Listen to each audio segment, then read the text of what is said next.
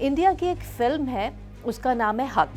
इस फ़िल्म की जो स्क्रीन प्ले है वो लिखा है रेशु नाथ ने, वो आज हमारे साथ मौजूद है। शाबानो बेगम वर्सेस मोहम्मद अहमद खान का केस है। इसमें क्या ऐसी चीज़ नज़र आई कि आपको लगा कि इस पे फ़िल्म बननी चाहिए? ऐसी कहानी थी which was out there for 40 years. So I thought it made for a great story. We have so many stories about men. तो आपको इस कैरेक्टर की तैयारी के लिए क्या कुछ करना पड़ा?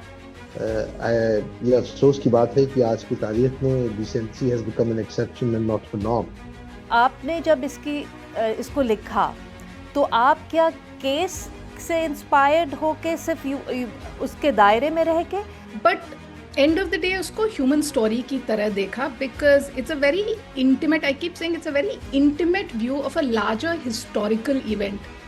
दानिश, ये बताइए कि आपको जो आपने कैरेक्टर प्ले किया वो एक मुस्लिम स्कॉलर का है, तो उस पे क्या कोई नेगेटिव रिएक्शन, कोई बैकलैश, ऐसी कोई चीज़ आपको फेस करनी पड़ी? ज़्यादातर तो बहुत अप्रिसिएशन मिला। It's quite overwhelming the kind of response the kind of love and appreciation people are giving and it's across quarters, it's not just. आदाब, मैं हूँ मुनज़्ज़र सिद्दीकी। इंडिया की एक फ़िल्म है, उसका नाम है हक। वो अभी 2 जनवरी को नेटफ्लिक्स पर रिलीज़ हुई। इस फिल्म की जो स्क्रीन प्ले है वो लिखा है रेशु नाथ ने, वो आज हमारे साथ मौजूद है। और इस फिल्म का जो मरकज़ी किरदार है शाज़िया बानो का, उनके वालिद का किरदार अदा किया है दानिश हुसैन ने। वो भी एक बहुत इम्पॉर्टेंट रोल है इस फिल्म में, वो भी हमारे साथ मौजूद हैं। आप दोनों का बहुत बहुत शुक्रिया ज्वाइन करने के लिए। Thank you so much. Thank you, शुक्रिया शुक्रिया। So I will start with Reshu. ये बताएं कि ये जो फिल्म है it's based on true case, on a real case, जो कि शाबानो बेगम वर्सेस मोहम्मद अहमद खान का केस है। तो और इस पे बुक भी लिखी गई बाद में। तो आपको इसमें क्या ऐसी चीज़ नज़र आई कि आपको लगा कि इस पे फिल्म बननी चाहिए? Not a speech, not anything else, but a film. तो ये एक्चुअली कमीशन प्रोजेक्ट था। ये मुझे सुपर्ण हमारे डायरेक्टर ने कॉल किया और उन्होंने मुझसे पूछा शाबानो पर हम एक फिल्म बना रहे, but just to make it clear, Shabano is the germ of the idea. इसमें और भी इस तरह के और केसेस भी थे, फिजलुन बाई, अभी हाल में सायरा बानो का केस। तो ये एक टेम्पलेट था। और जब ये मुझे ऑफर हुआ तब शाबानो के बारे में हम सब जानते थे। जब मैंने डिटेल में पढ़ा, इट्स अ ग्रेट स्टोरी। अगर सिर्फ एक क्रिएटिव पॉइंट ऑफ व्यू से देखे, इट्स अ डेविड वर्सेस गोलायथ। और जो क्लासिक स्टोरी टेलिंग है उसका हर बीट इसमें सही बैठता है। It's the journey of a heroine, it's the growth of a heroine. It's someone जो एक औरत है जो घर के दायरे में रहती है। और हाउ डू आई से, जैसे बॉन्साइज होते हैं ना, तो बॉन्साइज अपने में पूरा एक पेड़ होता है, लेकिन उसको काट छाट कर छोटे फॉर्म में बनाया रहता है कि घर के अंदर fit. Just like she is perfect till she needs to step out. So बहुत तरीकों में ये कहानी जो है, it was calling out to me. And बहुत सारी चीजें भी मैंने सोची। ये ऐसी कहानी थी which was out there for 40 years. So I thought it made for a great story. We have so many stories about men. It's always about a hero's journey. So सिर्फ ये था, I took up the project. We had to be very sensitive about it क्योंकि ये सिर्फ legal jurisprudence के बारे में नहीं है, इस्लामिक जूरिस्प्रूडेंस के बारे में भी है। तो थोड़ा सा चैलेंजिंग था। हाँ, वो और फिल्म देख के मुझे आइडिया हो रहा था कि उसमें बहुत अच्छे से दोनों को लेकर, सेक्युलर और रिलीजियस जो मुस्लिम पर्सनल लॉ है, दोनों को लेकर आप लोग चले हैं। इसके ऊपर ज़ाहिर है ये टॉपिक ऐसा है कि दोनों तरफ कुछ ना कुछ ग्रुप्स हैं जिन्होंने इस पे थोड़ा सा रिएक्ट भी किया और इस पे क्रिटिसिज्म भी की। पर्सनली मुझसे पूछें तो मुझे पसंद आई, क्योंकि मैं ये सीरियसली समझती हूँ कि इर्रिस्पेक्टिव कि ये इंडिया में है, ये कहाँ पे बनी, ये एक इशू है जो कि पाकिस्तान में भी है, and it needed to be told, it's a story that needed to be told. Danish, मैं आपसे जानना चाहूँगी, इस फिल्म में आप जो है, जो मेन कैरेक्टर है बानो का, उसके फादर का आपने रोल प्ले किया है, और वो जो कैरेक्टर वो बहुत इम्पॉर्टेंट है, क्योंकि अगर वो बानो के साथ नहीं खड़ा होता तो बानो शायद इतने आगे तक ना जाती, सुप्रीम कोर्ट तक और वो सारा। तो आपको इस कैरेक्टर की तैयारी के लिए क्या कुछ करना पड़ा? Did you have to study a lot? Did you meet people? How did you prepare for it? I think it's a character which doesn't require that much of a study. It just requires human decency and common sense. ये अफसोस की बात है कि आज की तारीख में decency has become an exception and not a norm, and has become it should be a norm. मतलब ये कि एक वालिद अपनी बेटी के साथ खड़ा है, या एक मर्द जो है किसी औरत का साथ दे रहा है, किसी मर्द का साथ दे रहा है, एक अखलाकी तौर के ऊपर दुनिया में किसी की मदद करना जो ऑप्रेस्ड है, जो जिसके ऊपर जो है जुल्म हो रहा है, उसको जिसके ऊपर मजालिम ढाए जा रहे हैं, ये तो एक नॉर्म होना चाहिए। तो I think it is more about sensitivity, it is more about human decency, it is more about common sensible approach towards relationship. And it was very evident जब मैंने रेशु की स्क्रिप्ट पढ़ी, and I got to know the finer details about the case. And I don't think there was anything else required. It was simply uh, imbibing the character and then just portraying it with sensitivity. It's about feeling for the other person. Yes, so right. नहीं, क्योंकि मुझे आपके character में जो जिस तरह से the way your character supported Bano throughout, you know, just simple thing कि जी कहना कि जी इसका नाम बानो है, यू नो, एक आइडेंटिटी देना, that was very powerful. And Reshu, I would like to ask you कि आपने जब इसको लिखा, तो आप क्या केस से इंस्पायर्ड हो के सिर्फ उसके दायरे में रह के, या एक तरह से ये कमेंट्री भी थी प्रेजेंट डे सिचुएशन पे? आजकल जो हो रहा है इंडिया में मुस्लिम वुमेन के हवाले से, उनके राइट्स के हवाले से, क्योंकि ये ज़ाहिर एक सेंसिटिव इशू है, so how did you navigate that? So I tell you, जब मैंने केस पढ़ा और जो कुछ शाबानो के साथ हुआ, क्योंकि वो इतनी बड़ी चीज हो गई, and it became, you know, it Terraform the present political situation जिसमें वो चॉइसेस लिए थे। But end of the day उसको ह्यूमन स्टोरी की तरह देखा, because it's a very intimate, I keep saying, it's a very intimate view of a larger historical event. अगर आप देखेंगे फिल्म में भी, हम बाहर जो बानो का दायरा है, जो उसका पॉइंट ऑफ व्यू है, उसका स्पेस है, उससे ज्यादा बाहर नहीं जाते हैं। वो हम, यू नो, दिल्ली नहीं जाते हैं, हम सड़कों पर ज्यादा नहीं जाते हैं। It's a very large event told from the point of view of Bano. It needed to be a human story. छोटी छोटी चीजें, फिल्म शुरू होती है कि एंड शी सेज कि बोलना नहीं चाहिए। The thing about, like, you know, women and speech is actually very interesting. अगर आप देखें तो कहीं भी कोई अगर चुटकुलों की किताब होगी, उसमें एक सेक्शन होता है जिसमें पत्नी है, वो बोलती रहती है, पति उससे पूछता रहता है, या मदर इन लॉ बोलती रहती है। We allow women to speak and make a big deal out of it and make a caricature out of it where it does not matter. The moment it's larger issues, the moment where it matters, it's men who speak outside. अदालत में भी अगर आप जाएं, जब औरत जाती है तो तमाशा बनता है। आदमी तो हर रोज जाते हैं, they do it, it's the daily, you know, job. तो ये बहुत सारी ये छोटे ह्यूमन इमोशंस लेकर एक हमने कहानी बनाई, और उसके ऊपर जो कुछ शाबानो के साथ हुआ, because we were very careful, we did not want to make a political statement. ये it's a conversation starter. ये हुआ, we were also not taking sides. ना ही हम अब्बास को विलेनाइज करना चाहते थे, ना ही हम शाबानो को ट्रेल ब्लेजर दिखाना चाहते थे. जो किरदार दानिश ने प्ले किया है, that's my favorite character. It's and when he says मेरी बेटी का नाम बानो है, and you have to give all that credit to Danish. He does that well. जो feedback भी मुझे लोगों से आया है, people have reacted to the human story. So many people have said, I wish I had a father like that. So ये सब चीजों की बात हो, उसमें आप बाकी चीजें देखें, इकरा देखें, रीड इट फॉर योरसेल्फ, खुद समझे. अगर ये एक वन डिमेंशनल उस केस, उस इशू पर बनाते, so I think we might have lost the essence of the story that we were trying to say. बिल्कुल.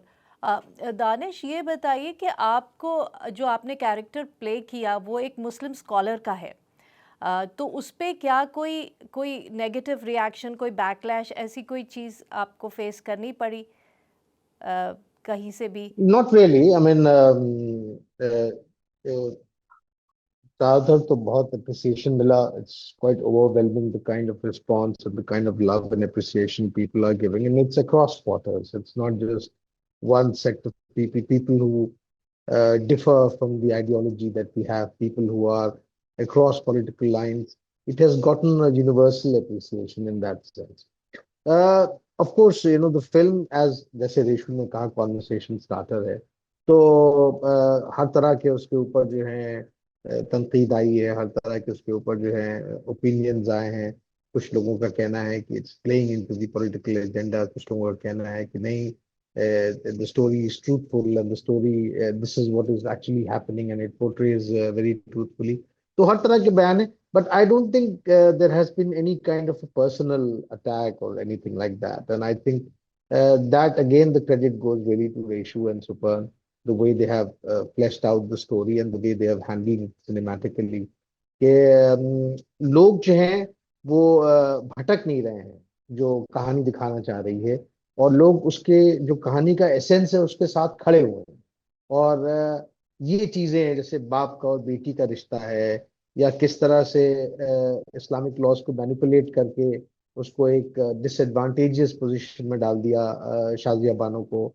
तो वो जो नुआंसेस हैं कहानी के, वो अब जैसे इसमें वर्तिका का भी कैरेक्टर है who plays the second wife, and the beauty of the writing and the way also Vartika has played it is typically you see the second wife as a vamp, but you do not see her character as a vamp. You see the human in her also, and you see how she also has her shades and how she also has her highs and lows.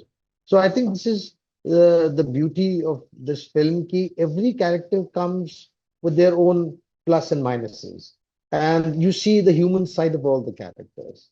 And I think that is the victory of the story. That is ये जो है ना, ये कहानी यहाँ पे जीतती है कि आप कहानी के साथ रहते हैं, आप किसी किरदार के साथ नहीं भटक जाते हैं, और हर किरदार जो है वो कहानी को सपोर्ट कर रहा है और कहानी को ऊपर ले जा रहा है.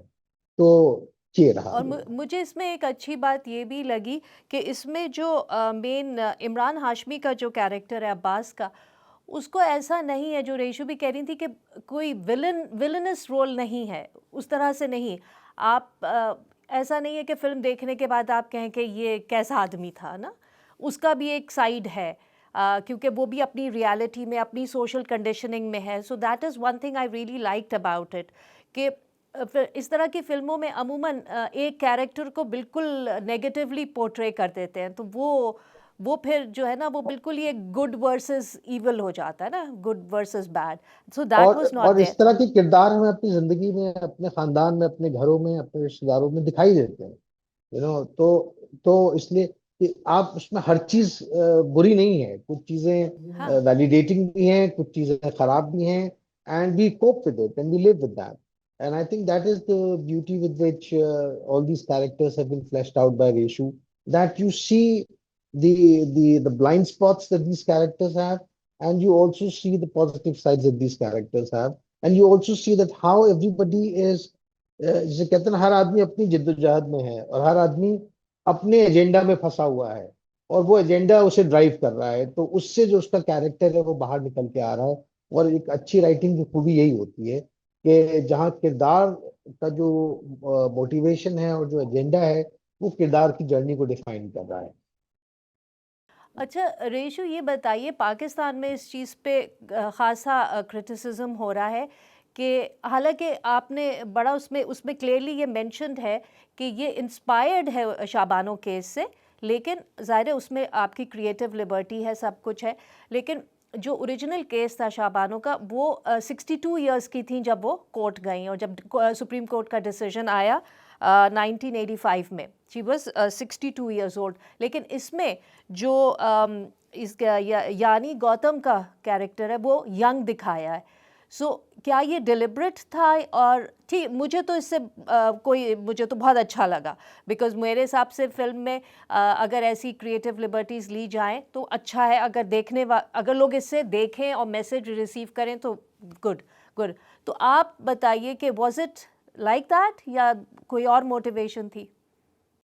जो आपने कहा एग्जैक्टली वही चीज है। जब हम फिल्म बनाते हैं, डॉक्यूमेंट्री नहीं है, ऑल्सो अगर हम फिल्म बना रहे हैं, film is a business.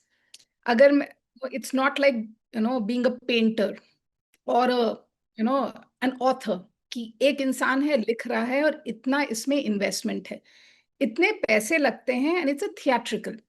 So, in this day and age, if we told the story as it is, without the highs and lows, people wouldn't come to watch. Like we said, it's a conversation starter. अगर हम film बना रहे हैं और हम जो मुद्दे हैं वो रखें, बट एक ह्यूमन स्टोरी भी उसको बनाए, we decided to make Shazia Bano, who's not Shah Bano, younger, because we wanted to take the full spectrum of the story. The fact that वो अपने पति से इतना प्यार करती है, उसके लिए सिर्फ जो कुछ है उसका पति है. If we go to the age of 62, there's a certain amount of fatigue that has set in. As a storyteller also, and believe me, as an audience, जो सारे लोग हैं, congruence is not important in storytelling. ये नहीं है कि मतलब एक ट्रायंगल दूसरे ट्रायंगल के ऊपर सारे एंगल्स मैच करे. End of the day, अगर essence उसका आ रहा है, and a lot of times, like taking that creative liberty does help. जैसे शाबानो के पिता मौलवी नहीं थे, but it helped the storytelling. And like again I said, it's one of the most favorite tracks for people, because for the lack of anything better, Shazia Bano has grown up with her father, who knows the Quran like the back of his hand, और जो उन्होंने सीखा है अपनी बेटी को दिया है लेगेसी में. अगर वो माइक्रोबायोलॉजिस्ट होती, अगर वो डॉक्टर होती, अगर वो प्रोबेबली इंजीनियर होती, she wouldn't have been able to fight this battle. This is her one superpower. जैसे कंग-फू पांडा में है, one move 10,000 times. वो जिस तरह से समझती है, she can be gaslit in her relationship, क्योंकि उसकी एक ही रिलेशनशिप हुई है, उसको पता नहीं है, but nobody can mess with her when it comes to her understanding of her faith. तो ये लिबर्टीज लेकर हमने ये कहानी बताई है, और सिर्फ शाबानो नहीं थी, जैसे हमने कहा फिजलुन भी थी, ताहिरा भी थी, और आगे भी ऐसी औरतें हैं, बहुत औरतों ने बोला भी नहीं. हम वो कहानी कहना चाहते थे. अब probably if I was making a documentary, then it would be playing false अगर ये चीजें मैंने बदली. It's said inspired and fictional. और मैं भी ये समझ रही हूँ कि देखें, जो इसमें जो एलुमनी या मेंटेनेंस का, बच्चों की मेंटेनेंस का जो मेन इसमें है जो इशू जिसके लिए वो केस हुआ सारा, वो अगर 62 ईयर ओल्ड होती तो उस तरह से शायद उसका इम्पैक्ट भी नहीं आता कि जी बच्चों को सपोर्ट का और सारा एलुमनी और जो भी इसके इर्द गिर्द सारे इश्यूज हैं. So I fully understand, and I मुझे तो ये चीज़ पसंद आई है कि और बहुत वॉचेबल, बहुत रिलेटेबल हुआ है by keeping this character younger. वो अच्छा, तो अब मुझे ये बताइएगा कि ये इस फिल्म के अंदर जो इशू मेन इसमें जो जैसे सेक्युलरिज्म या आपका जो सिविल लॉ है इंडिया में वर्सेस रिलीजियस पर्सनल लॉ, किसी इसी तरह के इश्यूज पाकिस्तान में भी हैं. We have civil law and then we have religious laws, sharia उसके. तो बहुत से लॉज हैं जो आपस में एक दूसरे के ऊपर नीचे आते हैं, कॉन्फ्लिक्ट भी करते हैं. सो ये इश्यूज़ हम यहाँ पर भी फेस करते हैं. एंड एज अ जर्नलिस्ट मैंने इस पे काफ़ी लिखा भी है, बोला भी है कि हमारे यहाँ भी बहुत सी ख़वातीन हैं जिनको जैसे ये दूसरी शादी का मसला है या फिर अचानक से तलाक दे दी और बग़ैर कोई नान नफ़के के, तो और बच्चों की सपोर्ट भी वो खुद ही करे. और ये एक तो उस हिसाब से आई थिंक ये स्टोरी कहीं से भी आई है, चाहे इंडिया से आई है वहाँ, क्योंकि बहुत बड़ी मुस्लिम एक पॉपुलेशन है. तो मैं ये समझती हूँ कि पाकिस्तान में भी इसको उतनी अभी पता नहीं कितने लोगों ने देखी, क्योंकि अभी थोड़े दिन पहले ही आई है. But I think it's a very important film and it should be shown here. यहाँ पे लोगों को देखनी चाहिए वो film. Reshunath and Danish, thank you so much for joining us. बहुत आपसे अच्छा लगा बात करके. जी आज करके इतना ही. बहुत बहुत शुक्रिया आपका. Thank you, Munazza. Thank you so much for inviting thank you. us. Shukriya. Yeah.